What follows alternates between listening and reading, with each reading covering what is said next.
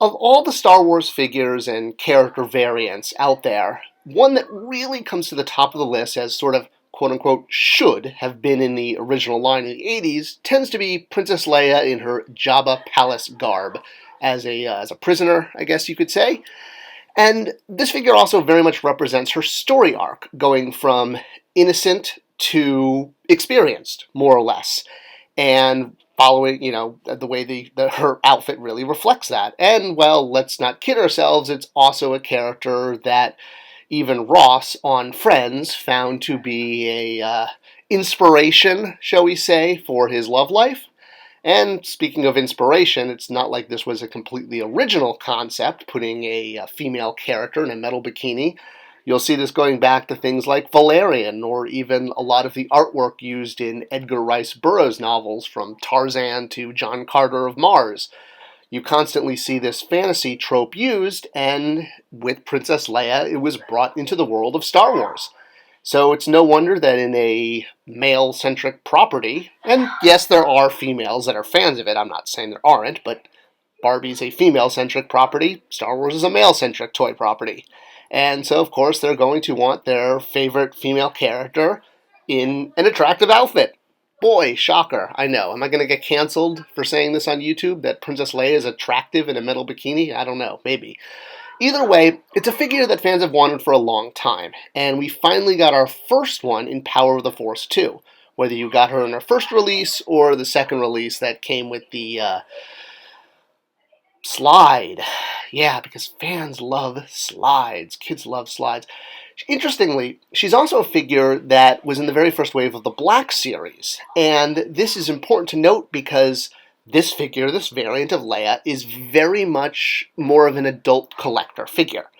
And it's very symbolic of the fact that Power of the Force 2 was aimed at adult collectors just as much as kids. There were lots of versions of Luke and Han and lots of funny aliens in the line, but putting Princess Leia in a toy line in an outfit that is definitely more adulty is an absolute sign that the line was not just aimed at kids. And while it might be thought of as controversial, you go one aisle over and there's plenty of Barbie dolls in just as skimpy of outfits. So I kind of never understood why there was sort of controversy over it, except for maybe referring to her as a slave. But you could just call her Jabba's Palace Princess Leia. I mean, there's plenty of ways to avoid the word slave if that's no longer culturally appropriate. Now, getting to this Leia in Power of the Force 2 had a lot to do with the history of Leias in Power of the Force 2. The very first one in Wave 1, affectionately called Monkey-Faced Leia, because, well, she doesn't quite have a very feminine face, was not exactly loved by the fans. And there was a definite effort on the part of Hasbro/Kenner to get out new Leias quickly. And the first new version they did was Leia in her Bouche outfit. And they even redid the, the monkey-faced Leia as soon as they could, which was about 2.5, 3 years later, because that's the toy cycle. So that was one of the very first figures to get a second single-carded release in the same outfit. And as I noted, the second Leia that came out in the line was her in the Bouche outfit, which is definitely a more masculine version because, again, boy-centric line. She looks more like a warrior. Well, the third version was anything but masculine, and it was probably the most feminine version of Leia that we have ever had to date. Her in her Jabba Palace garb. And regardless of what you're going to call her in package in what language, definitely there are alternatives to calling her a slave. So, with that removed, she was definitely dubbed Jabba's prisoner, which I suppose is a lot better than calling her a slave, because I absolutely understand how that word can be offensive, and it should be avoided, because toys aren't here to offend. But there are still ways to get this character out. And she was an absolutely hugely popular character at almost all scales, and a lot of that was because she was never available in that vintage line. And she came out quite a few times in the 3 3/4 line, from vintage carded to coming with giant oversized accessories to having, perfect articulation, at least for her, especially this version that came with a sitting posed legs that could snap into the bottom so she could actually sit on Jabba's dais. This is one of my favorite figures in the entire line, actually, because she can do this. And I was really impressed that we got both standing articulated legs and perfect sitting legs. Either way, she's a figure that fans waited a long, long time for, and while she was never in the vintage line, she was one that fans wished could have been. And this was definitely a sign, by including her as well as characters like Grand Moff Tarkin a few waves earlier, was a sign that Hasbro was absolutely looking at the adult collector in terms of which characters to focus on. And while we may not be getting any more figures of her in this outfit, ever, because, well, that's kind of, Disney doesn't want that anymore, and hey, they own it. Well, I guess they're just not really big into characters being in scantily clad prisoner garb. So, hey, Disney owns the property and they can do whatever they want with it. I'll always treasure it. Alright, moving on to the other figure in this wave, Han Solo in Cloud City / Bespin gear. And as cool as this figure is, and it's one of the sort of final figures that had the buffed up look, he doesn't really match his vintage figure or his on-screen look in a kind of very important detail. And that's the fact that, well, he's got the brown pants, as Deadpool would say, but he's also got a black jacket. And Han Solo doesn't wear a black jacket.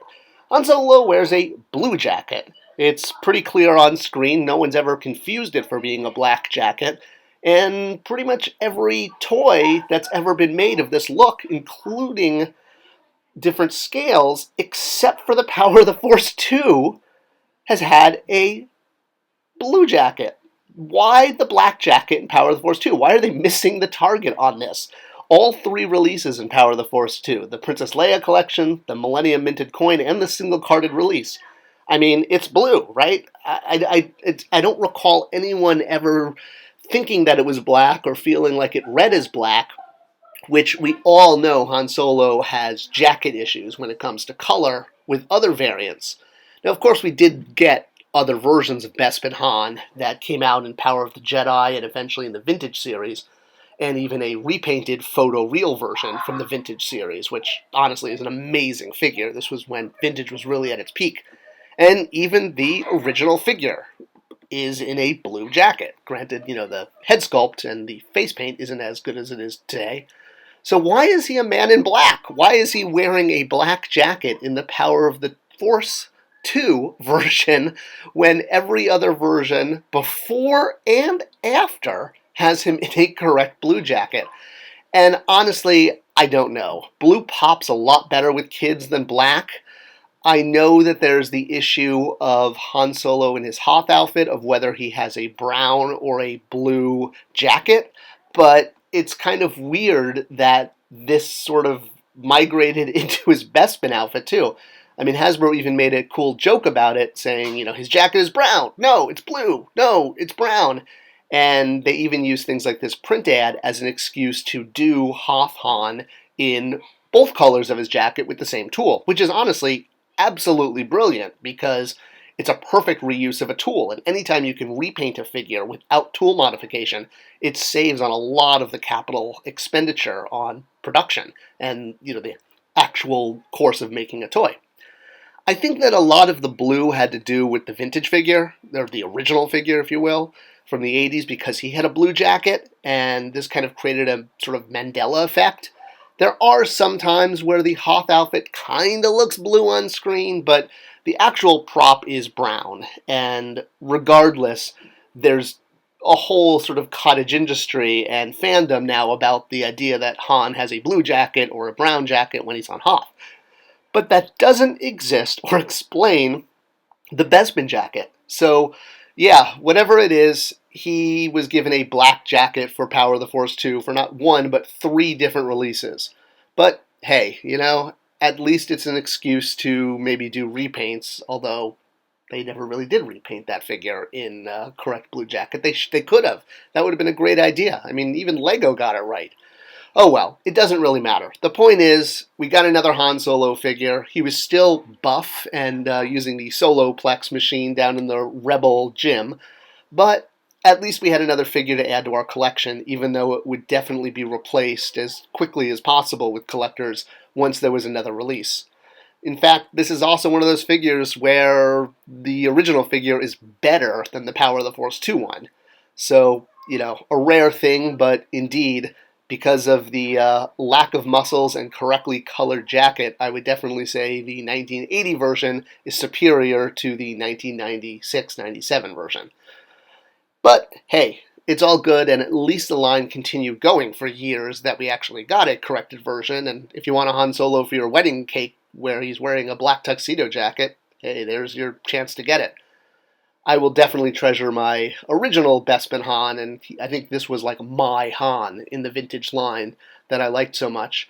But I was glad to track down this one, although I will say getting the Princess Leia in this wave was the true prize. He was sort of just almost an accessory like Ken is to Barbie when you were buying two different figures. A wave of two, there you go. After this, we would start to get much bigger waves of characters, not just two. But at least Hasbro was paying attention, and the deeper the line got, the more we got more accurately colored jackets, whether it was on Hoth or Bespin or even in other movies. Hey, maybe this will be explained in Han Solo 2, The Search for More Credits. One can only hope.